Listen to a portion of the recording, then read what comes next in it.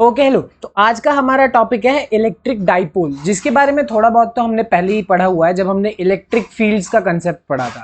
कहने का मतलब क्या है कि मेरे पास मान लो एक पॉजिटिव चार्ज है और एक नेगेटिव चार्ज है, तो उसके लिए हमने इलेक्ट्रिक फील्ड कुछ इस तरीके से बनाई थी, इलेक्ट्रिक फील्ड लाइंस कुछ इस तरीके से बनाई थी।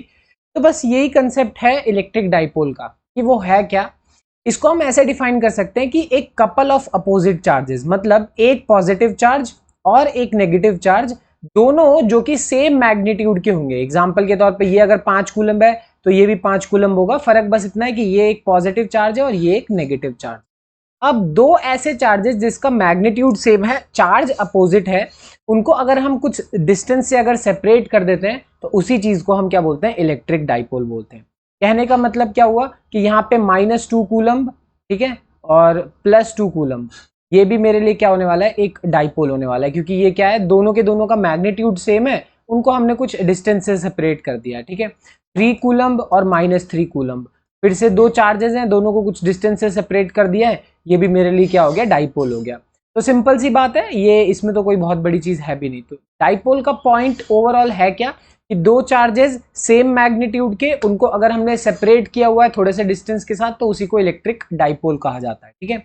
यहाँ पे ध्यान रखना कि जो इलेक्ट्रिक डाइपोल है वो भी एक, उसके बारे में भी हम एक और चीज बहुत अच्छे से पढ़ने वाले हैं, बट यहाँ पे ध्यान रखना कि जब मेरे पास ऐसे एक नेगेटिव चार्ज है, ठीक है, और मेरे पास जो पॉजिटिव चार्ज है, इन दोनों के बीच का डिस्टेंस मैं इस तरीके से 2a मान के चलता हूँ। चलो कि मान लो यहाँ से लेकर यहाँ तक का डिस्टेंस है, तुम इस पूरे डिस्टेंस को r भी बोल सकते हो, इस डिस्टेंस को d भी बोल सकते हो। मेरे को कोई प्रॉब्लम नहीं है अगर तुम ये डिस्टेंस भी रख दोगे, या फिर सिर्फ और सिर्फ a लिख दोगे तो भी कोई प्रॉब्लम नहीं है।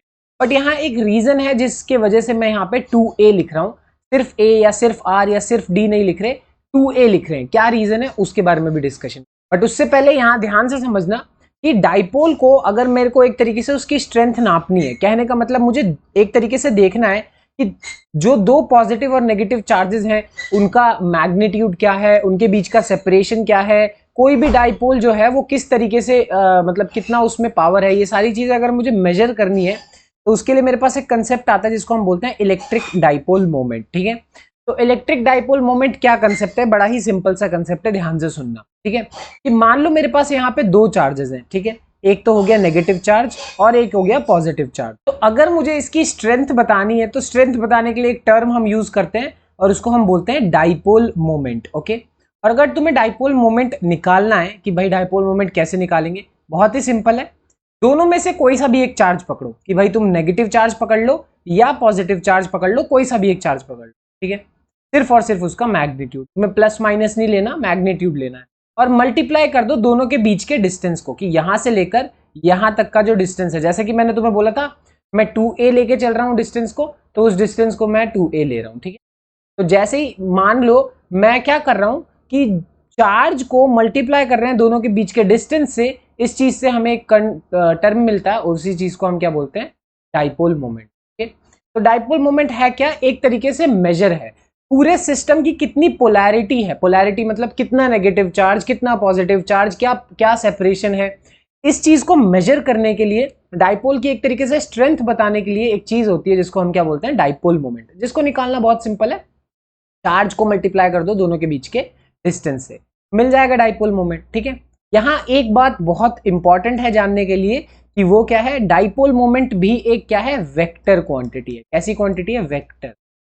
तो अब तुम्हें मालूम है कोई भी चीज अगर वेक्टर क्वांटिटी होगी तो उसका खुद का एक डायरेक्शन होगा।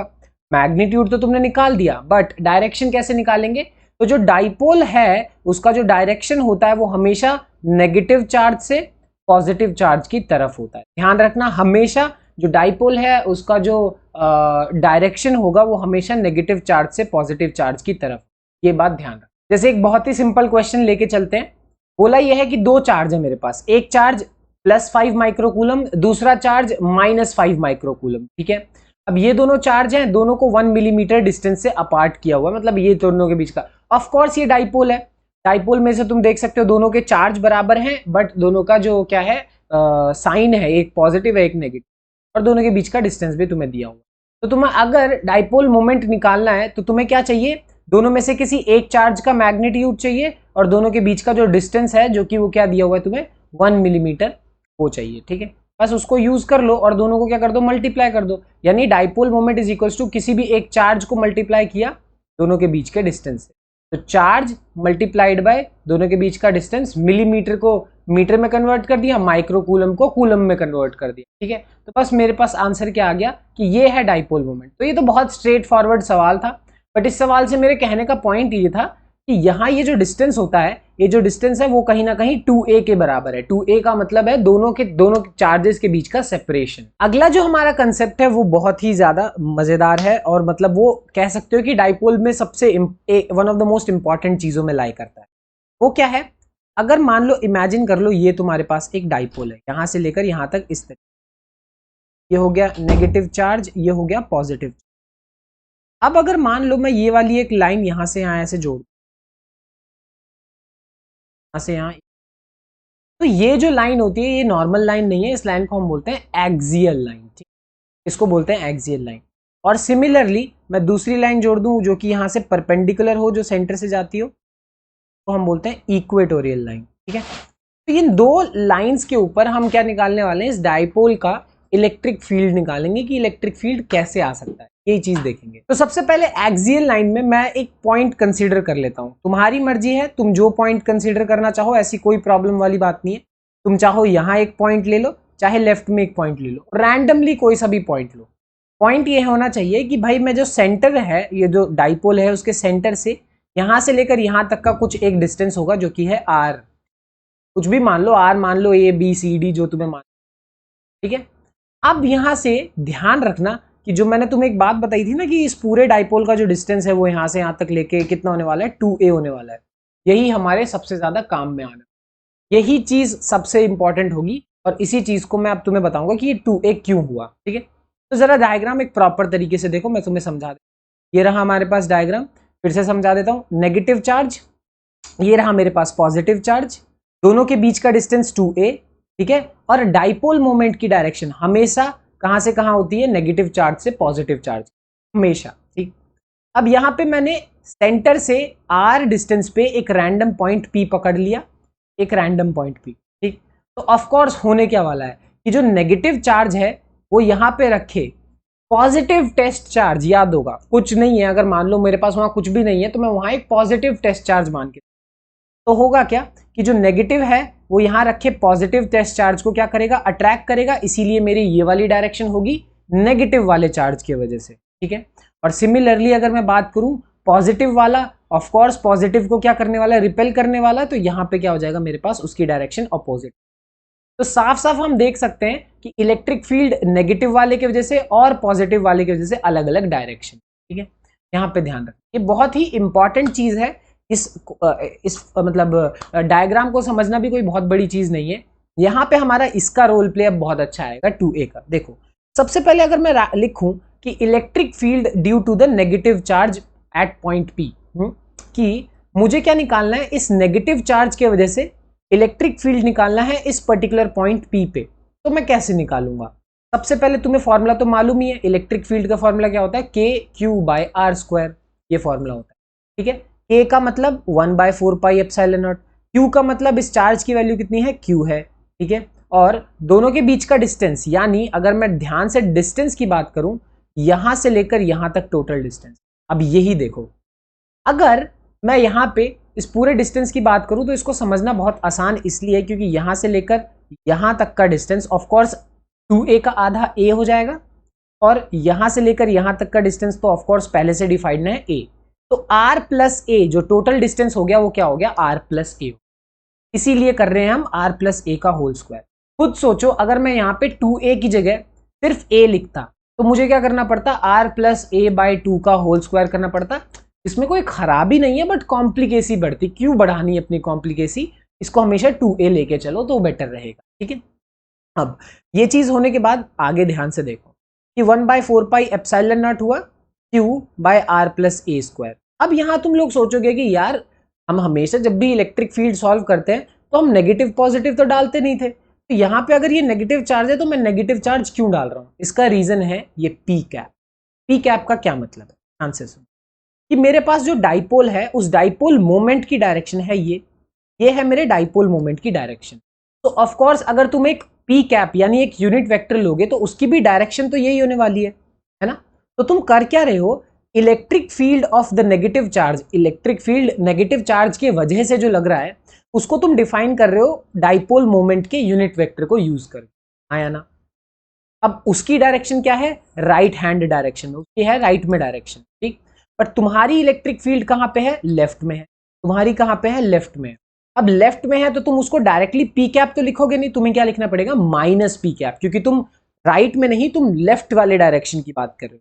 तो लेफ्ट डायरेक्शन ऑफ कोर्स क्या हो जाएगा, पी कैप विद नेगेटिव।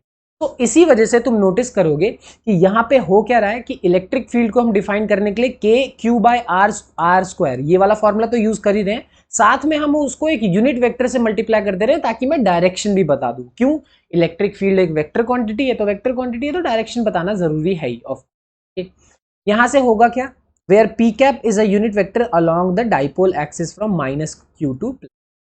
एक पी कैप जो है वो क्या है, एक यूनिट वेक्टर है, कहां से कहां, माइनस क्यू से लेकर प्लस क्यू की तरफ एक डायरेक्शन है, ठीक है, माइनस क्यू से प्लस क्यू की तरफ। ऑफ कोर्स पी वेक्टर की डायरेक्शन ये है तो पी कैप की डायरेक्शन भी यही होने वाली, ये समझ में आ गया।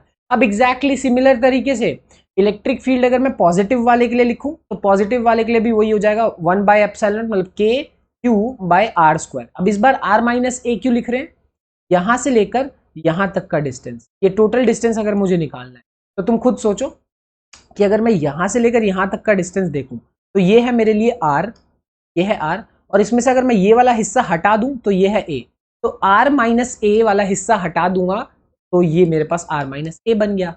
तो मेरे पास डिस्टेंस क्या आ गया, आर माइनस ए। इस बार पी कैप ही ले रहा हूं, यहाँ पे प्लस माइनस का कोई रोल नहीं है, यहाँ लेफ्ट राइट करो, इलेक्ट्रिक फील्ड की डायरेक्शन राइट में है, पी की डायरेक्शन भी राइट में है, इसीलिए यहाँ पे ये मेरे लिए पॉजिटिव बना क्योंकि टुवर्ड्स राइट है, और मेरे पास डाइपोल मोमेंट की डायरेक्शन भी राइट में, बस आ गया। तो अब मेरे पास इलेक्ट्रिक फील्ड नेगेटिव वाले के वजह से भी आ गई, पॉजिटिव वाले के वजह से भी आ गई। फाइनली अगर तुम इलेक्ट्रिक फील्ड निकालोगे, resultant electric field at point P, अगर इस पर्टिकुलर पॉइंट पी पे electric field, net electric field निकालोगे तो वो किसके बराबर हो जाएगा, electric field due to the positive charge and electric field due to the negative charge, दोनों निकाल दोगे, ठीक।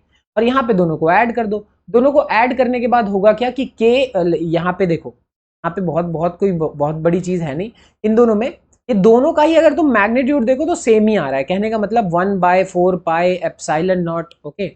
यहाँ पे Q कॉमन ले सकते हो और यहाँ बचेगा क्या कि ये हो गया 1/r माइनस ए का होल स्क्वायर, और ये ऑफ कोर्स नेगेटिव में तो माइनस आर प्लस ए, ठीक है। इतना आ गया कॉमन, ये करने के बाद तो देखो यही चीज है कि सबसे पहली चीज है Q/4 pi epsilon naught common आ गया, 1/r माइनस ए का होल स्क्वायर, और नेगेटिव आया इस वाले नेगेटिव के वजह से, ठीक, 1/r प्लस ए का होल, इतना भी हो गया। ये करने के बाद होगा क्या कि तुम्हें इसको सॉल्व करना है, चलो इसको मेहनत से थोड़ा सॉल्व कर ही लेते हैं इस चीज को। अगर एलसीएम वेलसीएम, मैं सिर्फ इतना वाला हिस्सा जो है वो तुम्हें सॉल्व करके दिखाता हूँ कि यहाँ पे एलसीएम तो r माइनस ए और r प्लस ए का होल स्क्वायर आ जाएगा, मतलब इसका भी स्क्वायर और इसका भी स्क्वायर। तो तुम चाहो तो ऐसे भी लिख सकते हो कि दोनों स्क्वायर हटाओ और दोनों को साथ में होल में स्क्वायर डाल दो, भी लिख सकते हो, कोई प्रॉब्लम नहीं है। इसको मैं अगर इधर भेजूंगा तो क्या बनेगा, R square plus A square plus 2ar, क्योंकि a प्लस बी का होल स्क्वायर। इसको अगर मैं इधर भेजूंगा तो बनेगा क्या, minus R square minus A square plus 2ar। Of course ये a माइनस बी का होल स्क्वायर था, तो होने क्या वाला है कि बहुत सारी चीजें कट जाएंगी, तब नेगेटिव बन जाएंगी, तो ये और ये कैंसिल हो जाएगा, इससे और इससे बचेगा क्या, टॉप पे अगर तुम देखोगे तो सिर्फ और सिर्फ बचेगा 4ar, टॉप पे बचेगा 4ar, और डिनोमिनेटर में क्या बचेगा, ये कहीं ना कहीं लग रहा है ना a minus B into A plus B, तो मैं क्या इसको ऐसे लिख सकता हूँ, A square minus B square की तरह लिख सकते हैं, बिल्कुल लिख सकते हैं। तो वही चीज अब मैं यहाँ पे करने वाला हूँ, कहने का मतलब ये बन जाएगा R square minus A square का होल स्क्वायर, ठीक है, ध्यान से। तो इसको सॉल्व, ये तो मैथ है यार, मैथ थोड़ी बहुत आती ही होगी तुम लोग को, बस उतना ही करना है कि भाई यहाँ मैंने एलसीएम लिया, एलसीएम लेने के बाद R square minus A square का होल स्क्वायर बना, और टॉप पे क्या आ गया, 4ar आ गया, ठीक, 4ar आ गया। अब इसको मैं थोड़ा सा और इलेबोरेट करके लिखना चाहूँ, क्यों, जरा नोटिस करो, ये जो मेरे पास टॉप वाला पार्ट है Q into 4ar, Q into 4ar, क्या मैं इसको ऐसे लिख सकता हूँ कि 2 into Q into 2a into R, क्या ऐसे लिख सकते हैं, बिल्कुल लिख सकते हैं। अब ये लिखने के बाद मेरा फायदा क्या होने वाला है कि Q इंटू 2A किसके बराबर होता है, डाइपोल के बराबर होता है। तो ये क्या बन जाएगा, 2PR बन जाएगा अगर तुम इस चीज को। वही चीज यहाँ पे भी हम कर रहे हैं कि भाई मेरे पास ये क्या बन गया, 1/4 pi epsilon naught 2PR by R square minus A square का होल स्क्वायर। तो फाइनली ये मेरे लिए क्या बना, एक फॉर्मूला बना। ये कोई ऐरा गैरा फॉर्मूला नहीं है, ये अच्छा खासा इंपॉर्टेंट फॉर्मूला है कि इलेक्ट्रिक फील्ड अगर एक्सियल पॉइंट पे तुम्हें निकालना है तो थोड़ा सा खतरनाक लग रहा है ये देखने में, मुझे मानता हूं मैं, बट ये है क्या, K into 2PR divided by R square minus A square का होल स्क्वायर और P कैप उसकी डायरेक्शन। तो ये हो गई इलेक्ट्रिक फील्ड एक्सियल पॉइंट पे, ठीक है ना। इसको करने में बहुत ज्यादा मुश्किल नहीं आती। अब यहाँ पे ना मैं तुम्हारे लिए फॉर्मूला थोड़े से क्लियर कर देता हूँ। सबसे पहले ये वाला जो फॉर्मूला आया, यहाँ पे क्या है, 1/4 pi epsilon not into 2PR। P है डाइपोल मोमेंट, R है सेंटर से डिस्टेंस, ध्यान रखना सेंटर से उस पॉइंट तक का जो डिस्टेंस है वो R होता है, और A क्या है, A है मतलब ओवरऑल टोटल 2A होता है, 2A का हाफ A है, ठीक। यहाँ अगर तुम नोटिस करो, एक एग्जाम्पल लेके चले कि R जो है वो बहुत बड़ा हो गया, मान लो इतना बड़ा हो गया A से कि A उसके सामने नेग्लिजिबल। एग्जाम्पल मान लो ये हो गया मेरे पास 1000 मीटर और ये है मेरे पास 1 मिलीमीटर। तो जो अब मेरे पास R की वैल्यू है वो बहुत बड़ी हो गई और A की वैल्यू बहुत ही ज़्यादा छोटी हो गई, ठीक है। तो तुम कह सकते हो कि अगर ऐसा केस है तो तुम जो डिनोमिनेटर में A स्क्वायर है इसको नेग्लेक्ट कर सकते हो।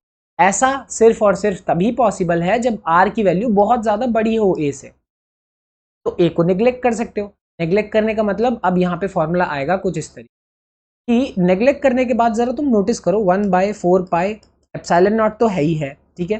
टॉप पे क्या बन रहा है, 2P इंटू आर, और डिनोमिनेटर में अगर तुम A स्क्वायर को नेग्लेक्ट कर दोगे तो R की पावर 4 बन जाएगी, R स्क्वायर का स्क्वायर R की पावर 4, और इस R से R कैंसिल करोगे तो R क्यूब। यानी फॉर्मूला मेरे को कुछ इस तरीके से कि मेरे पास जो फॉर्मूला आया इलेक्ट्रिक फील्ड एक्सियल पॉइंट पे वो क्या है, 1/4 pi epsilon naught 2P by R cube. फर्क क्या है इन दोनों फॉर्मूला, दोनों फॉर्मूले इंपॉर्टेंट है, पहला वाला थोड़ा कम इंपॉर्टेंट है, दूसरा वाला ज्यादा इंपॉर्टेंट। रीजन, पहला वाला फॉर्मूला मैं तब यूज करता हूं जब A और R कंपेरेबल हो। कंपेरेबल हो का क्या मतलब, A मेरे पास A की वैल्यू मान लो 2 मिलीमीटर है और R की वैल्यू 4 मिलीमीटर है। अब साफ साफ दोनों कंपेरेबल है, दोनों की वैल्यू लगभग लगभग, मतलब ऐसा नहीं है कि वो बहुत ज्यादा डिफरेंस नहीं है। बट अगर R और A के बीच में बहुत तगड़ा डिफरेंस आया, जैसा अभी मैंने तुम्हें एग्जांपल दिया था, R 1000 मीटर हो गया और A की वैल्यू मेरे पास कितनी हो गई, A की वैल्यू हो गई 1 मिलीमीटर, तो अब ये बहुत ही बड़ा डिफरेंस आ गया। जैसे ही आ गया तो तुम क्या कर सकते हो, ये वाला सिनेरियो कि R बहुत बड़ा है A से, तो तुम्हें ये वाला फॉर्मूला, और ऑफ कोर्स जो दूसरा वाला फॉर्मूला है वो ज्यादा इंपॉर्टेंट है, ज्यादा यूज भी वही होता है। अब जैसे ये क्वेश्चन देखो, इस क्वेश्चन में क्या क्या दिया है, 2 पॉइंट चार्जेस हैं 5 microcoulomb but opposite in sign, मतलब एक डाइपोल ही है, दोनों के बीच का डिस्टेंस 4 सेंटीमीटर है, और यहाँ पे electric field intensity at 4 centimetre from the mid point. कहने का मतलब यहाँ तुम्हें चार्ज की वैल्यू 5 माइक्रोकूलम दी हुई है, 2A मतलब दोनों चार्जेस के बीच का डिस्टेंस 4 सेंटीमीटर है, तो ऑफ कोर्स A की वैल्यू कितनी हो जाएगी, 2 सेंटीमीटर, इसका मतलब 0.02 मीटर। और R की वैल्यू, जैसा तुम बोल सकते हो कि तुम्हें इलेक्ट्रिक फील्ड निकालना है एक ऐसे पॉइंट पे जो कि 4 सेंटीमीटर है from the mid point on the axial, कि भाई दोनों जो डाइपोल हैं उन डाइपोल के सेंटर से यहाँ तक का distance R is equals to 4 centimetre पे तुम्हें क्या निकालना है, इलेक्ट्रिक फील्ड। तो सारी वैल्यूज है, खुद सोचो इस वाले क्वेश्चन में क्या जो R है 4 सेंटीमीटर और जो A है 2 सेंटीमीटर, ये कंपेरेबल हैं? ऑफ कोर्स ये दोनों कंपेरेबल हैं, ऐसा नहीं है कि R बहुत ज्यादा बड़ा है और ये बहुत ज्यादा छोटा है, नहीं, कंपेरेबल है, बल्कि वो उसका 50% है, आधा है एक तरीके से। कहने का मतलब अब मैं यहाँ पे ये वाला formula 1/4 pi epsilon naught 2PR into R square minus A square का होल स्क्वायर, मैं ये वाला फॉर्मूला यूज करूंगा, क्योंकि इस वाले फॉर्मूले को हम तभी यूज करते हैं जब R और A आपस में कंपेरेबल हों, ठीक है। तो जैसे ही कंपेरेबल होंगे मैं ये वाला फॉर्मूला यूज करूंगा।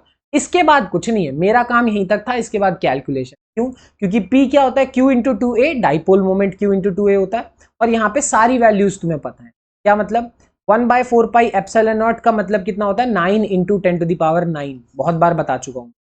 Q का मतलब दिया हुआ है, A का वैल्यू तुम्हें दे रखी है, R की वैल्यू तुम्हें दे रखी है, सारी वैल्यूज तुम्हें दे रखी है, पुट करो और कैलकुलेट करो, वो सब चीजें, मतलब कैलकुलेशन तो तुम कर सकते हो। तो सारी की सारी वैल्यूज तुम्हें क्वेश्चन में दी हैं, लॉजिक सिर्फ ये है कि मैं ये वाला ही फॉर्मूला क्यों यूज कर रहा हूँ, कि आर और ए कंपेरेबल है। इंपॉर्टेंट है ये बात, ध्यान रखो। तो एक्सियल पॉइंट के बारे में सारी बात हो गई। जैसा मैंने तुम्हें बताया था कि अगर इस पर्टिकुलर लाइन को जोड़ो तो इस लाइन पे किसी भी पॉइंट की बात करो तो वो एक्सियल लाइन होती है। बट अगर तुम इस पे एक परपेंडिकुलर लाइन खींच दोगे, ठीक है, और इस लाइन पे कोई भी एक पॉइंट पकड़ोगे तो उस पॉइंट को हम क्या बोलते हैं, इक्वेटोरियल पॉइंट बोलते हैं ना। चाहे तुम ये पॉइंट ले लो, ये पॉइंट ले लो, ये पॉइंट, कोई सा भी पॉइंट ले लो, वो इक्वेटोरियल पॉइंट होता है। अब हमें वही चीज निकालनी है कि मुझे निकालना है कि इक्वेटोरियल पॉइंट पे इलेक्ट्रिक फील्ड कैसे होगी। सिनेरियो सब कुछ सेम है, एक भी पैसे का अंतर नहीं हो दिखने वाला।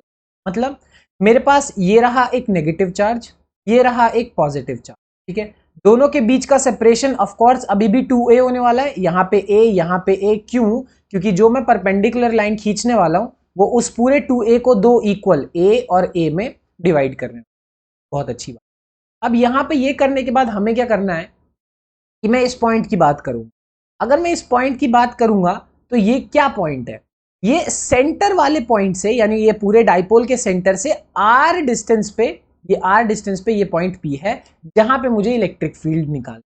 लॉजिकली अगर तुम फिर से सोचो कि नेगेटिव चार्ज जो है वो यहां रखे पॉजिटिव टेस्ट चार्ज को क्या करने वाला है, अट्रैक्ट करने वाला है, और जो पॉजिटिव चार्ज है वो यहां रखे पॉजिटिव टेस्ट चार्ज को क्या करने वाला है, रिपेल करने वाला है।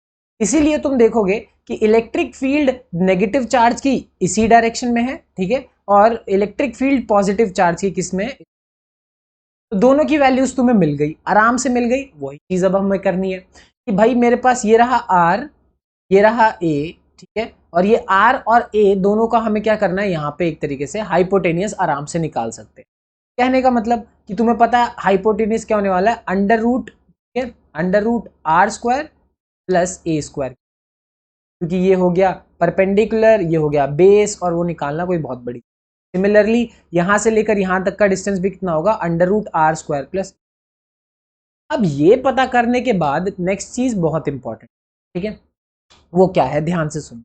सबसे पहली चीज, अगर तुम electric field at point P due to plus Q, अगर तुम क्या निकालना चाहो कि इलेक्ट्रिक फील्ड निकालना चाहो एट पॉइंट P, इस पर्टिकुलर पॉइंट पे पॉजिटिव चार्ज की वजह से निकालो, तो कैसे निकाल सकते। सबसे पहली बात, इलेक्ट्रिक फील्ड यहां से लेकर यहां तक होगी, तो तुम्हें क्या क्या चीजें चाहिए, K सबसे पहले पता ही है, Q पता है, और दोनों के बीच का डिस्टेंस यहां से लेकर यहां तक under root R square plus A square. तो बस वही चीज है, आप करोगे तो वो होगा क्या, under root R square plus A square का होल स्क्वायर। इस तरीके से यहाँ पे A Q under root R square plus A square, और ऑफकोर्स इसका होल स्क्वायर करोगे तो रूट और स्क्वायर कैंसिल हो जाएगा। ऑफकोर्स ऐसे काटना मत कभी भी, ये चीज ऐसे लिखना गलत होता है, ऐसे काट देना, बट मैं समझाने के लिए बस बोल रहा हूँ, ठीक है।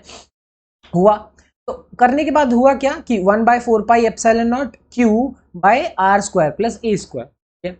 अब ये हुआ, इसकी डायरेक्शन कहां से कहां पे है, साफ साफ तुम देख सकते हो, इसकी डायरेक्शन है बी से लेकर पी की डायरेक्शन में ऐसे जा रहा है, ठीक। ये डायरेक्शन है मेरी किसकी, electric field due to the positive charge directed along B.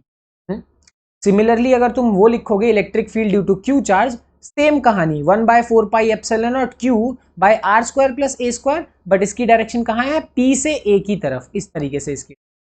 अब मुझे दोनों ही इलेक्ट्रिक फील्ड्स मिल गई।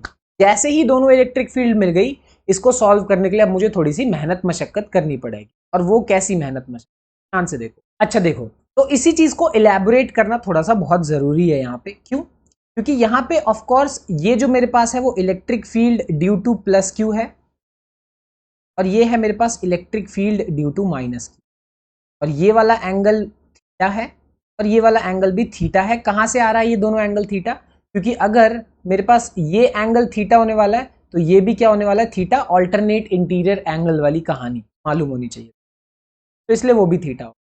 यहाँ पे मेरे को एक थोड़ी सी मेहनत करनी कि भाई मैं ऐसा कर सकता हूं कि यहां से मैं ऐसे डॉटेड लाइन खींचूंगा, यहाँ पे एक कॉम्पोनेंट बन गया, डॉटेड लाइन खींचूंगा, यहां मेरे पास एक कॉम्पोनेंट बन।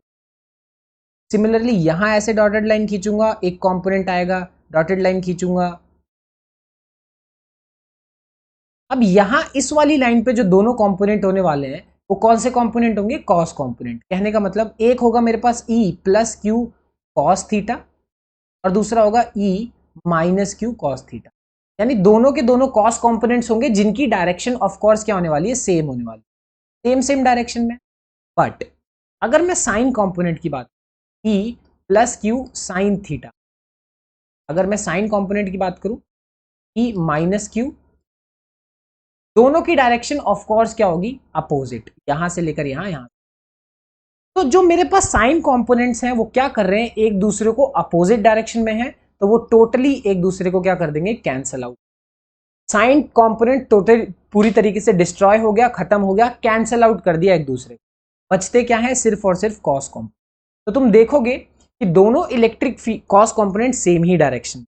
कहने का मतलब अगर फाइनली तुम लिखोगे ये चीज कि इलेक्ट्रिक फील्ड, तुम्हें नेट इलेक्ट्रिक फील्ड अगर निकालनी है, तो नेट इलेक्ट्रिक फील्ड निकालने के लिए तुम्हें करना क्या पड़ेगा, माइनस क्यू का भी कॉस कंपोनेंट और प्लस क्यू वाले का भी कॉस कंपोनेंट, दोनों के कॉस कंपोनेंट को ऐड कर दो, तुम्हें इलेक्ट्रिक फील्ड मिल जाएगा। ठीक है, और यहां हमारे लिए सबसे आसान बात यह है कि इलेक्ट्रिक फील्ड प्लस क्यू और माइनस क्यू दोनों का क्या होने वाला है, सेम होने वाला है। वो चीज तो तुम्हें पहले से मालूम है, मतलब मैग्नीट्यूड सेम है, डायरेक्शन में यहां पे थोड़ा थोड़ा डिफरेंस। अब यहां पे फिर से वही वाली कहानी कि भाई ये माइनस क्यू क्यों आ, माइनस यहां पे क्यों आया है, क्योंकि यहां से लेकर यहां तक ये डायरेक्शन है मेरे डाइपोल मोमेंट की, तो ऑफ कोर्स इसका अपोजिट डायरेक्शन क्या हो जाएगा, माइनस पी कैप की डायरेक्शन। सेम डायरेक्शन अगर मैं बात करूं तो वो प्लस पी कैप होगा और उसके opposite direction minus P cap. जरा देखो मेरा फाइनल जो आंसर आ रहा है वो इसी डायरेक्शन में तो आ रहा है, और वो क्या है, माइनस पी कैप। बस, तो इसीलिए यहां पे मैं दोनों कॉस कंपोनेंट को जब ऐड करूंगा तो वो मुझे फाइनल आंसर देगा, साथ के साथ नेगेटिव इसलिए आ रहा है क्योंकि वो पी कैप के अपोजिट डायरेक्शन में, इसलिए। बस यहां से कहानी बहुत ही ज्यादा सिंपल हो जाती है। क्यों, क्योंकि सबसे पहली बात कॉस थीटा की वैल्यू निकालना बहुत ही आसान है। कैसे आसान है, देखो यहां पे कोई सा भी एक ट्रायंगल पकड़ लो, जो भी तुम ट्रायंगल पसंद आए, चाहे तो ये वाला ट्रायंगल पकड़ लो, चाहे तो ये वाला ट्रायंगल। अब दोनों ट्रायंगल में अगर तुम देखोगे तो इस वाले ट्रायंगल में यहां से लेकर यहां तक ये वाला हिस्सा जो है, ये हिस्सा हमारे पास क्या है, एक तरीके से बेस की तरह है, और सिमिलरली ये वाला हिस्सा मेरे पास परपेंडिकुलर की तरह, और ये मेरे लिए क्या है, हाइपोटेन्यूज। तो तुम अगर कॉस थीटा की वैल्यू लिखने चलोगे इस वाले ट्रायंगल से, तो कॉस थीटा का फॉर्मूला क्या होता है, बेस यानी ए बाय हाइपोटेनियस यानी ये, जो कि है under root R square plus. तो तुम्हें कॉस थीटा की वैल्यू मिल गई, तो कॉस थीटा मेरे पास यहां से ये आ गया A divided by under root R square plus A. अब जैसे ही तुम्हें कॉस थीटा की वैल्यू मिल गई, सारा काम इजी पड़ जाएगा। क्यों, क्योंकि जो तुम्हारा ओवरऑल इलेक्ट्रिक फील्ड है वो ये और ये दोनों तो इक्वल है एक दूसरे के, तो तुम क्या लिख सकते हो, 2 टाइम्स किसी एक का भी इलेक्ट्रिक फील्ड, किसी भी एक का इलेक्ट्रिक, तो दोनों एक दूसरे के बराबर है, तो 2 से मल्टीप्लाई कर दो, 2 times electric field like this. अब यहां पे करना क्या है, करना सिर्फ तुम्हें यह है कि भाई तुम्हारे पास 2 electric field due to negative charge या पॉजिटिव चार्ज, सेम ही बात है, 1/4 pi epsilon naught 1/4 pi Q Q R square plus A square R square हो गया। और कॉस थीटा की वैल्यू जो इतनी मेहनत से हमने निकाली, ज्यादा मेहनत तो ऑफ कोर्स नहीं लगी, बट हाँ कॉस थीटा की वैल्यू मेरे पास क्या आ गई, A divided by under root R square A square. तो भाई मुझे किस किस की वैल्यू मिल गई, मुझे electric field due to negative charge या पॉजिटिव चार्ज आराम से मिल गई, मुझे कॉस थीटा की वैल्यू सेपरेटली मिल गई, और मैं 2 से इसलिए मल्टीप्लाई कर रहा हूं क्योंकि दोनों चीजें क्या हैं, एक दूसरे के बराबर हैं।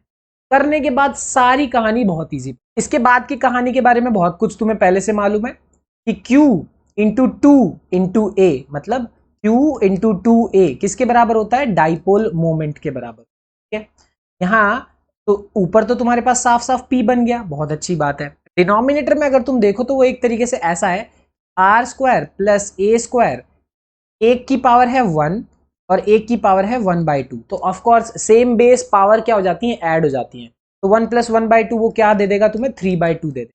कहने का मतलब इसको फाइनली अगर मैं लिखूं तो वो कुछ इस तरीके से आएगा, कहने का मतलब कि 1/4 pi epsilon naught 1/4 pi epsilon, ठीक है, 2 इंटू क्यू इंटू ए, ये मेरे पास डाइपोल मोमेंट आ गया, और फाइनली ये मेरे पास जो डिनोमिनेटर की अगर मैं बात करूं तो डिनोमिनेटर में मेरे पास क्या आ जाएगा, R square plus A square की पावर 3/2 आ गया, बहुत अच्छी बात है। तो ये ऐसा नहीं है कि ये कोई फॉर्मूला नहीं है, ये बहुत अच्छा खासा इंपॉर्टेंट फॉर्मूला, क्योंकि यहाँ पे भी हम वही वाला जो एक्सियल में कहानी करी थी ना, वही कहानी करेंगे कि ये तो मेरे पास फॉर्मूला आ ही गया। सबसे पहली बात तो ये कि जब ए और आर मेरे पास कंपेरेबल हैं तो मैंने अभी जो फॉर्मूला निकाला ये तभी यूज करोगे जब ए और आर लगभग लगभग बराबर हैं एक दूसरे। बट फिर से हम वही वाला सिनेरियो करेंगे कि अगर मान लो आर बहुत बड़ा हो गया ए से, तो फिर से तुम क्या करोगे, इसको एक तरीके से नेग्लेक्ट कर दोगे, और नेग्लेक्ट करने के बाद बचेगा क्या, आर की पावर 2 की पावर 3/2, 2 and 2 कैंसल्ड आउट, ये बचेगा आर की पावर। फाइनली मैं ये चीज कह सकता हूं कि ये मेरे पास 1/4 पाई एप्सिलॉन नॉट 1/4 पाई पी, और इस पूरे की कहानी सॉल्व करने के बाद सिर्फ और सिर्फ आर क्यूब बन। फिर से बोलूंगा, ये भी एक फॉर्मूला है, ये भी एक फॉर्मूला है। ऊपर वाला फॉर्मूला थोड़ा कम इंपॉर्टेंट है, नीचे वाला ज्यादा इंपॉर्टेंट है, क्योंकि वो एक ऐसा सिनेरियो है जो कि ज्यादा पूछा जाता है। इन दोनों ही है ऑफ कोर्स। ओके, तो ये हो गया मेरे पास एक तरीके से क्या, 1/4 pi epsilon naught P by R. ठीक, सिंपल सी कहानी। तो हमने इलेक्ट्रिक फील्ड एक्सियल पॉइंट पे भी निकाल लिया और इक्वेटोरियल पॉइंट पे भी निकाल। तो अगर मैं वेक्टर वाली सारी कहानी हटा दूं, तो मैं एक बहुत ही अच्छा रिलेशनशिप निकाल सकता हूं एक्सियल और इक्वेटोरियल फील्ड के बीच में। देखो कैसे, कि अगर मैं एक्सियल की बात करता हूं तो वहां पे क्या था, 1/4 pi epsilon naught 2p by R cube. यहां मैं वेक्टर वगैरह नहीं ले रहा, इसीलिए पी कैप वगैरह की जरूरत नहीं है, सिर्फ मैं मैग्नीट्यूड की बात कर रहा हूं। तो इस फॉर्मूले को मैं ऐसा भी बोल सकता हूं कि ये किस तरीके से है, ये है k into 2p by R cube. ये हो गया इलेक्ट्रिक फील्ड एक्सियल के केस में। और सिमिलरली जब तुम इलेक्ट्रिक फील्ड इक्वेटोरियल के केस में लिखोगे तो वो सिर्फ और सिर्फ आया 1/4 pi epsilon naught p by R cube. ये हो गया k into P by R cube. ये हो गया मेरे पास इक्वेटोरियल के केस। और फाइनली अब तुम नोटिस करोगे कि अगर मैं इन दोनों सिनेरियो की बात करूं तो इन दोनों सिनेरियो को समझना बहुत आसान है। कैसे, आराम से तुम देख सकते हो कि जो एक्सियल फील्ड है वो क्या है, 2 times of electric field at the equator. मतलब इसको जैसे ही, मतलब सॉरी, इसको मैं जैसे ही 2 से मल्टीप्लाई करूंगा मुझे ये चीज मिले। तो आराम से कहने का मतलब है कि तुम्हें जरूरी नहीं है कि वो तुम्हें इसको अलग से फॉर्मूले से निकालना है, इसको अलग से फॉर्मूले से निकालना है। अगर एक पता है तो दूसरा इस रिलेशन से बड़ी आसानी से आ ही जाएगा। जैसे मैं ये वाला क्वेश्चन बता दूं, सिंपल क्वेश्चन है, कुछ भी नहीं है। यहाँ पे वही वाली बात है कि मेरे पास 2 चार्ज हैं, कुछ सेपरेशन है, डिस्टेंस है वगैरह वगैरह। ठीक है, तो मेरे पास मान लो ये एक चार्ज है, तब 2 चार्ज है, उनमें से एक का मैग्नीट्यूड यही है, दोनों के बीच का सेपरेशन 5 मिलीमीटर, और दोनों मतलब जो सेंटर से हम जो डिस्टेंस लेते हैं वो कितना है, 15 सेंटीमीटर। ठीक है, बट यहाँ फर्क क्या है कि जब तुम क्वेश्चन नंबर ए पढ़ोगे तो बोला है एक्सिस पे बताना है तुम, और ऑप्शन नंबर बी पढ़ोगे तो तुम्हें क्या बोला है, a line passing through O normal to the axis, यानी ऐसे नॉर्मल। तो ऑफ कोर्स जब भी मैं एक्सिस की बात कर रहा हूं तो वो कौन सा पॉइंट हो जाएगा, एक्सियल पॉइंट हो जाएगा। जैसे कि ये है, मेरे पास 2 चार्जेस हुए और उनके लाइन ज्वाइनिंग वाला अगर ये पॉइंट है तो वो एक्सियल पॉइंट हो जाएगा। वही है कि अगर मैं यहाँ पे एक परपेंडिकुलर खींच दूं तो यहाँ पे कोई भी पॉइंट मेरे लिए इक्वेटोरियल पॉइंट हो जाएगा। इसके लिए निकालना है और देखते हैं क्या हम निकाल सकते हैं। जरा नोटिस करो, आर की वैल्यू है 15 सेंटीमीटर, और मेरे पास जो ए की वैल्यू है वो क्या है, मिलीमीटर में है, मतलब काफी छोटी।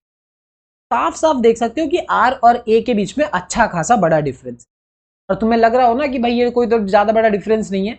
तो जब तुम दो चीजें ना ऑलरेडी डिफरेंस है ना, तो स्क्वायर करने के बाद डिफरेंस और बढ़ जाता है। जैसे अगर मान लो मैं 100 और 2 की बात करूं तो अभी तुम्हें लग रहा होगा कि उतना डिफरेंस नहीं है, बट जब तुम 100 का स्क्वायर करोगे तो वो क्या बन जाएगा मेरे पास, 1 2 3 4, ओके 4 0, पर 2 का स्क्वायर सिर्फ और सिर्फ 4 रहेगा। तो अब तुम देख सकते हो कितना बड़ा डिफरेंस आ गया। तो यही इसी वजह से जब तुम इलेक्ट्रिक फील्ड की बात करोगे तो यहाँ पे होगा क्या, कि इस बार हम यूज करेंगे कौन सा formula, k into 2p by R cube. ये वो वाला फॉर्मूला है जब r की वैल्यू a से अच्छी खासी बड़ी होती है। तो जब ये बड़ा होगा तब हम ये वाला फॉर्मूला यूज करेंगे, और दूसरा वाला सिनेरियो तो मैं तुम्हें समझा ही चुका हूं, जब r और a कंपेरेबल होते हैं। तो यस, यहाँ पे r की वैल्यू काफी बड़ी है, इसलिए मैं ये फॉर्मूला यूज कर रहा हूं। अब नोटिस करते हैं, q की वैल्यू दे रखी है, a की वैल्यू दे रखी है, अगर मैं आर क्यूब की वैल्यू बात करूं तो आर की वैल्यू भी मुझे दे रखी है। सारी वैल्यू को पुट करेंगे, सॉल्व करेंगे। हाँ, एनसीईआरटी का क्वेश्चन है ना, तो एनसीईआरटी के क्वेश्चंस में थोड़ी कैलकुलेशन टफ होती है, बट चिंता मत करना, एग्जाम में कभी इतनी टफ कैलकुलेशन पूछते नहीं है। ठीक है, अब इसी क्वेश्चन का सेकंड पार्ट अगर तुम देखो तो वो बात कर रहे हैं किसकी, एक्सियल पॉइंट की। ठीक है, साफ साफ देख सकते हो कि बोला यह है कि मतलब डाइपोल के एक्सिस पे परपेंडिकुलर, क्योंकि मेरे पास क्या हो जाएगा, इक्वेटोरियल पॉइंट हो जाएगा। ठीक है, क्या हो जाएगा, इक्वेटोरियल पॉइंट। अब जैसा कि मैंने तुम्हें बताया कि तुम्हारे पास इक्वेटोरियल पॉइंट के लिए फॉर्मूला क्या होता है, के पी बाय आर क्यूब। पिछले वाले में हम कर रहे थे के into 2p by R cube, वो था एक्सियल के लिए, ये हो गया इक्वेटोरियल के लिए। तो ये फॉर्मूला तुम यहाँ पे आराम से यूज कर सकते हो। ठीक है, मैंने ये फॉर्मूला यूज कर दिया इक्वेटोरियल के लिए, K P by R cube, 1/4 pi epsilon P by R cube. But फिर खुद सोचो, क्या तुम्हें इतनी कहानी करने की जरूरत है? कर सकते हो, कोई बुराई नहीं है, बट जरूरत नहीं है। क्यों? क्योंकि अगर तुम नोटिस करो, electric field due to the axial point कितना आया है, 2.66 इंटू 10⁵। जैसे ही तुम उसको 2 से डिवाइड कर दोगे, ये तुम्हारे लिए क्या दे देगा, इलेक्ट्रिक फील्ड इक्वेटोरियल पे। खुद ही चेक कर लो, विश्वास नहीं हो रहा तो डिवाइड करने पे कितना देगा, 1.33 इंटू 10⁵। और सॉल्व करने पे कितना आंसर आ रहा है, सेम उतना ही आंसर, 1.33 इंटू 10⁵।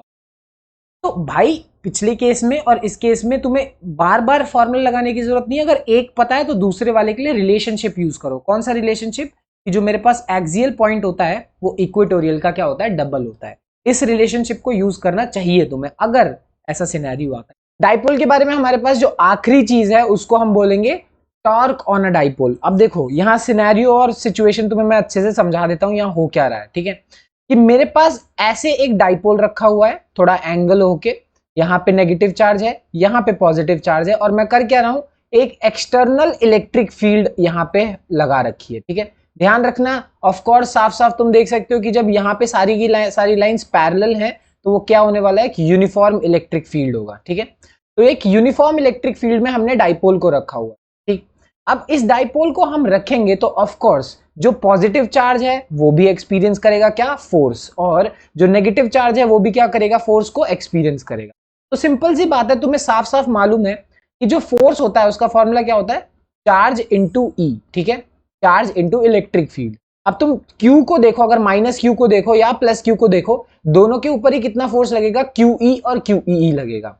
बट फर्क इतना आ जाएगा कि जब मैं पॉजिटिव चार्ज की बात करूंगा तो उसके ऊपर फोर्स इस डायरेक्शन में लगेगा क्योंकि ऑफ कोर्स वो पॉजिटिव चार्ज है, और नेगेटिव चार्ज की बात करूंगा तो वो उसके ऊपर फोर्स क्या लगेगा, उल्टी डायरेक्शन में। अगर इलेक्ट्रिक फील्ड राइट में है तो फोर्स उस पर लेफ्ट डायरेक्शन में लगेगा, ठीक। अब यहाँ पे होगा क्या कि दो फोर्सेस हैं, पहला फोर्स दूसरा फोर्स, और दोनों अपोजिट डायरेक्शन में, तो ऑफ कोर्स क्या होने वाला है, दोनों फोर्स एक दूसरे को क्या कर देंगे, कैंसिल आउट। अब दोनों फोर्सेस एक दूसरे को कैंसिल आउट कर देंगे तो नेट फोर्स की वैल्यू कितनी हो गई, 0 हो गई। बट ये मेरी कहानी का हिस्सा है ही नहीं। यहाँ पे इंपॉर्टेंट बात क्या है, इंपॉर्टेंट ये है कि जब भी मेरे पास कोई इस तरीके का, मान लो कोई रॉड ऐसे रखी हुई, ठीक है, ऐसे यहाँ पे एक रॉड रखी है, तुम यहां से उस रॉड को धक्का लगा रहे हो और यहां से उस रॉड को धक्का लगा रहे हो। मान लिया कि ये रॉड ना ही आगे जाएगी ना ही पीछे जाएगी क्योंकि नेट फोर्स 0 है। बट तुम्हें साफ साफ मालूम है ऐसी सिचुएशन में जहां दोनों फोर्सेस अलग अलग लाइन में है, क्यों, ये वाली फोर्स अलग लाइन में लग रहा है और ये वाला फोर्स अलग लाइन में लग रहा है।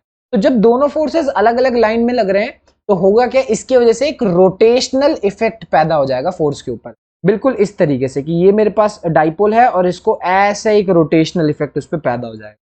सिर्फ इसी चीज को हम क्या बोलते हैं, टॉर्क ऑन अ डाइपोल। कहने का मतलब कि जब भी मैं किसी डाइपोल को, ये रहा मेरा डाइपोल, उसको मैं इलेक्ट्रिक फील्ड में रखूंगा तो वो क्या एक्सपीरियंस करेगा, एक टॉर्क एक्सपीरियंस करेगा, एक रोटेशनल इफेक्ट एक्सपीरियंस करेगा, ठीक है।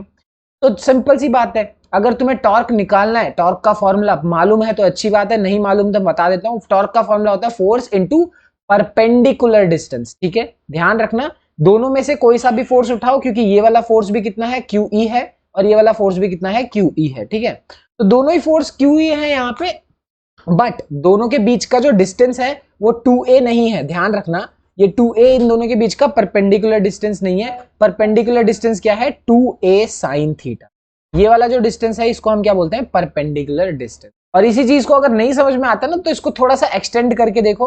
अब एक्सटेंड करने के लिए परपेंडिकुलर डिस्टेंस चाहिए तो यहां से ऐसे एक्सटेंड, ये जो डिस्टेंस आया ना, ये वाला डिस्टेंस, ऑफ कोर्स ये वाले डिस्टेंस को ही हम क्या बोलेंगे, परपेंडिकुलर।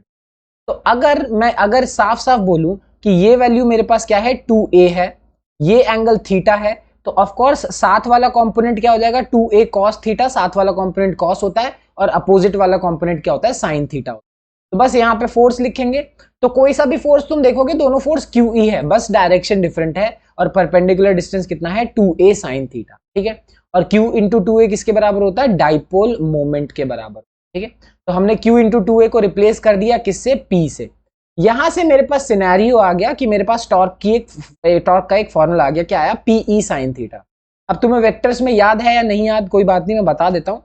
जब भी तुम A B sin थीटा लिखते हो, ठीक है, जब भी ये चीज लिखते हो तो ध्यान रखना वो किसके बराबर होता है, ए और बी के क्रॉस प्रोडक्ट के बराबर हो जाता है। ठीक है, तो यहाँ पे भी पीई साइन थीटा है, तो इसी चीज को मैं पी और ई का क्रॉस प्रोडक्ट बोलूंगा कि कहीं ना कहीं टॉर्क खुद में भी एक वेक्टर क्वांटिटी है, डाइपोल मोमेंट भी एक वेक्टर क्वांटिटी है और इलेक्ट्रिक फील्ड भी एक वेक्टर क्वांटिटी है। तो यहाँ पे जो मेरे पास टॉर्क होगा वो टॉर्क किसके बराबर है, डाइपोल मोमेंट और इलेक्ट्रिक फील्ड के क्रॉस प्रोडक्ट के बराबर है। ध्यान रखना ये बहुत इंपॉर्टेंट फॉर्मूला है, बट कहीं ना कहीं बहुत इजी भी है। अब इस टॉर्क के कुछ स्पेशल केसेस देख लेते हैं। स्पेशल केसेस मतलब सबसे पहले अगर मान लो थीटा की वैल्यू 0 हो, कैसे, यहाँ पे मेरे पास इलेक्ट्रिक फील्ड लाइंस है, साफ साफ क्लियरली राइट हैंड डायरेक्शन में मूव कर रही है। ठीक है, अगर मैं डाइपोल को कुछ इस तरीके से प्लेस करता हूं, कैसे प्लेस किया है, नेगेटिव चार्ज लेफ्ट में, पॉजिटिव चार्ज राइट में, तो ऑफ कोर्स जो डाइपोल मोमेंट की डायरेक्शन होगी वो कहां होगी, यहां से यहां, नेगेटिव चार्ज से पॉजिटिव चार्ज की तरफ डाइपोल मोमेंट की डायरेक्शन होगी। अब यहां मैं क्लियरली बोल सकता हूं कि सेटअप कुछ इस तरीके से है, डाइपोल मोमेंट भी मेरा राइट डायरेक्शन में है, इलेक्ट्रिक फील्ड भी किस डायरेक्शन में, राइट डायरेक्शन में। तो अगर तुम यहां फॉर्मूला लगाने जाओगे, क्या मतलब, torque is equal to PE sine theta. ठीक है, और यहां पे ऑफ कोर्स थीटा की वैल्यू कितनी हो गई, 0 हो गई, दोनों के बीच का जो एंगल है वो कितना हुआ, 0, थीटा 0, यानी साइन थीटा की वैल्यू भी कितनी हो गई, 0 हो गई। ठीक है, ध्यान रखना यहाँ पे कि जब थीटा 0 होता है तो साइन 0 भी कितना होता है, 0 होता है। अब जैसे ही तुम इसको यहाँ पे 0 पुट करोगे तो ऑफ कोर्स टॉर्क की वैल्यू कितनी आ जाएगी, 0 आ जाएगी। कहने का मतलब क्या है कि जब मेरे पास एंगल की वैल्यू, थीटा की वैल्यू 0 है, तो ऑफ कोर्स जो टॉर्क एक्सपीरियंस्ड बाय द मतलब ये जो मेरा डाइपोल है वो कितना टॉर्क एक्सपीरियंस करेगा, वो 0 टॉर्क एक्सपीरियंस करेगा, मतलब उसके ऊपर कोई टॉर्क लग ही नहीं रहा होगा। बट यहां हम एक और टर्म यूज करते हैं इसके लिए, और वो है स्टेबल इक्विलिब्रियम। अब इसका क्या मतलब है, इसका मतलब मैं तुम्हें एक बोल के हिसाब से समझाता हूं। मान लो मेरे पास ऐसे एक बोल है, ठीक है ना, और यहाँ पे मैं उसके अंदर मान लो कोई मार्बल, कंचा, जो भी तुम बोलना चाहो, ऐसे मैंने डाल दिया। अब मैं इसको मान लो थोड़ा सा सिचुएशन, मतलब इसकी पोजीशन चेंज करके यहाँ पे ले आया, तो तुम्हें मालूम है वो थोड़ी देर बाद क्या होगा, वो ऐसे जाएगा, ऐसे थोड़ा सा यूं यूं यूं करेगा थोड़ी देर, और वापस अपने आप ओरिजिनल वाली पोजीशन पे आ ही जाएगा। ठीक है, कहने का मतलब कि स्टार्टिंग में वो इक्विलिब्रियम में था, फिर वो थोड़ा सा मतलब अपने इक्विलिब्रियम वाले पोजीशन से हटा, फिर थोड़ा हिला डुला, एट द एंड वो वापस खुद ही, मतलब बिना कुछ किए खुद ही इक्विलिब्रियम में आ जाएगा। सेम चीज होगी किसके साथ, डाइपोल के साथ भी। कहने का मतलब इस सिचुएशन में अगर तुम डाइपोल को थोड़ा सा खिसका दो उसकी पोजीशन से, मान लो ऐसा कर दो डाइपोल को, तो क्या होगा, डाइपोल थोड़ा सा ऐसे ऐसे ऐसे ऐसे ऊपर नीचे करेगा, और ऊपर नीचे करने के बाद एट द एंड जो उसकी ओरिजिनल ओरिएंटेशन है बिल्कुल वो ओरिजिनल जैसा हो जाएगा। इस चीज को हम स्टेबल इक्विलिब्रियम को बोलते हैं, क्योंकि अभी तो वो इक्विलिब्रियम में है, मतलब उसके ऊपर कोई भी टॉर्क नहीं लग रहा, बट इवन इफ अगर तुम उसकी सिचुएशन थोड़ी सी चेंज कर दो तो वो थोड़ी देर बाद वापस से इसी सिचुएशन में आ जाएगा, इसीलिए इसको स्टेबल इक्विलिब्रियम बोला जाता है। और अब इसी सिचुएशन को मैं उल्टा कर दूं, तो कि मैंने डाइपोल को अब उल्टा रख दिया है, कहने का मतलब अब मेरा जो नेगेटिव चार्ज है वो राइट हैंड साइड पे है, positive charge left hand side पे है, तो ऑफ कोर्स डाइपोल मोमेंट की डायरेक्शन कहां हो जाएगी, नेगेटिव से पॉजिटिव की तरफ। और अगर ऐसी सिचुएशन है तो क्या होने वाला है, डाइपोल मोमेंट मेरा लेफ्ट हैंड डायरेक्शन में, इलेक्ट्रिक फील्ड मेरी राइट हैंड डायरेक्शन में, और दोनों के बीच में एंगल कितना हो गया, ऑफ कोर्स जब भी दो एरोज अपोजिट जाते हैं तो दोनों के बीच में एंगल कितना होता है, 180 डिग्री। ठीक है, बट भले ही 180 डिग्री हो गया, फर्क कुछ नहीं हो बदलने वाला, क्यों, theta is equal to 180 degree, और अभी भी साइन थीटा की वैल्यू कितनी हो जाएगी, 0 हो जाएगी। साइन 180 की वैल्यू कितनी होती है, 0 ही होती है। हाँ, वही चीज होने वाली है, जरा ध्यान से देखो कैसे, कि अब तुम टॉर्क की वैल्यू क्या होती है, पीई साइन थीटा, यहाँ पे अगर साइन थीटा की वैल्यू मतलब साइन 180 रखोगे और साइन 180 0 होता है, तो एट द एंड टॉर्क भी कितना आ जाएगा, 0 आ जाएगा। तो इस सिचुएशन में भी टॉर्क क्या है, 0 है, बट टॉर्क 0 है, बट इस चीज को मैं एक और नए नाम से बुलाता हूं, जिसको हम बोलते हैं अनस्टेबल इक्विलिब्रियम। ठीक है, बड़े ही ध्यान से सुनना, अनस्टेबल इक्विलिब्रियम का क्या मतलब है। जैसा कि मैंने पिछली बार बोल लिया था, अब हम बोल को उल्टा कर देते हैं। बोल को उल्टा करने के बाद मैंने टॉप पे एक मार्बल रखा बड़ी ही हिम्मत से, कि भाई अब वो स्टेबल हो चुका है, अब वो हिलेगा डुलेगा नहीं, है ना। कभी कभी होता है ना कि अगर तुम हमारे पास कोई कप है, कुछ भी है, उसको उल्टा करके रखोगे तो भी उसके ऊपर थोड़ा बहुत स्टेबल करके तुम एक चीज रख सकते हो। बट यहाँ कैच ये है कि अगर तुमने उसको थोड़ा सा भी धक्का दिया, उसकी जिंदगी में थोड़ी सी भी परेशानी लाने की कोशिश करी, तो एक बार गया तो वो कभी लौट के वापस नहीं आएगा। पिछले केस में वो क्या कर रहा था, लौट के वापस आ जा रहा था, इस केस में एक बार गया तो कभी वापस नहीं आएगा। और सेम चीज क्या होने वाली है इस सिचुएशन में, डाइपोल के साथ भी होगी। कि अभी वो क्या कर रहा है, 180 डिग्री एंगल बना रहा है किसके साथ, इलेक्ट्रिक फील्ड के साथ।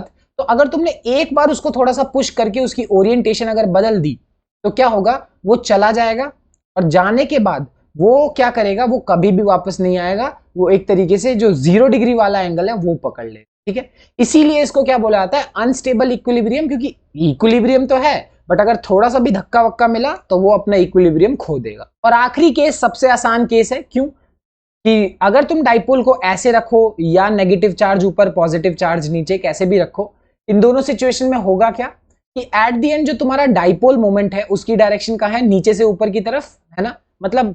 और साफ साफ अगर तुम नोटिस करोगे डाइपोल मोमेंट की डायरेक्शन तो ऊपर है बट इलेक्ट्रिक फील्ड की डायरेक्शन किधर है, राइट डायरेक्शन। तो अब ये और ये आपस में क्या हो गए, परपेंडिकुलर हो गए। ऐसा सिचुएशन जहां पे थीटा की वैल्यू 90 डिग्री हो, मतलब अब एंगल बिटवीन इलेक्ट्रिक फील्ड और डाइपोल मोमेंट 90 डिग्री हो तो थीटा 90 रखोगे, साइन थीटा की वैल्यू क्या होती है, 1 होती है। यानी अगर तुम टॉर्क निकालोगे तो वो क्या आएगा, पीई साइन थीटा के बराबर आएगा। और साइन थीटा की अगर वैल्यू 1 हुई तो टॉर्क कितना आएगा, पीई आएगा। इसीलिए इस केस में जो टॉर्क आता है वो कितना आता है, पीई आता है। और ये एरा गैरा टॉर्क नहीं है, इसे हम बोलेंगे कि इस सिचुएशन में जो बॉडी टॉर्क एक्सपीरियंस कर रही है वो क्या होती है, मैक्सिमम टॉर्क एक्सपीरियंस करती है, क्योंकि साइन थीटा की वैल्यू क्या है, मैक्सिमम, एंगल 90 होने के वजह से। ठीक है, तो ये थे टॉर्क के स्पेशल केसेस। अब फटाफट बहुत ही एक स्ट्रेट फॉरवर्ड सीधा सा सवाल देख लेते हैं। इस सवाल में कुछ है भी नहीं खासा करने को, मैं बता देता हूं बट फिर भी। Electric dipole when held at 30 degree with respect to uniform electric field 10 to the power 4, electric field की वैल्यू तुम्हें 10 टू द पावर 4 दे रखी है, एंगल बिटवीन इलेक्ट्रिक फील्ड और डाइपोल मोमेंट 30 डिग्री दे रखा है, तो तुम्हें क्या निकालना है, टॉर्क की वैल्यू निकालनी है। अब तुम्हें पता है, नहीं टॉर्क नहीं निकालना, सॉरी डाइपोल मोमेंट निकालना है, टॉर्क ऑलरेडी तुम्हें दे रखा है। फॉर्मूला क्या होता है, torque is equals to PE sine theta. तुम्हारे पास ई भी है, तुम्हारे पास थीटा भी है, पी निकालना है, कोई बहुत बड़ी चीज नहीं है। पी का मतलब कितना हो गया, torque divided by E sine theta. Torque तुम्हें दे रखा है, इलेक्ट्रिक फील्ड दे रखी है और साइन 30 डिग्री की वैल्यू होती है 1/2 या फिर 0.5। पुट करी, आंसर निकाला, बहुत ही स्ट्रेट फॉरवर्ड सवाल। तो बस इलेक्ट्रिक डाइपोल की कहानी में इतना ही, बाकी जो भी है मिलते हैं अगली वीडियो में। Bye bye.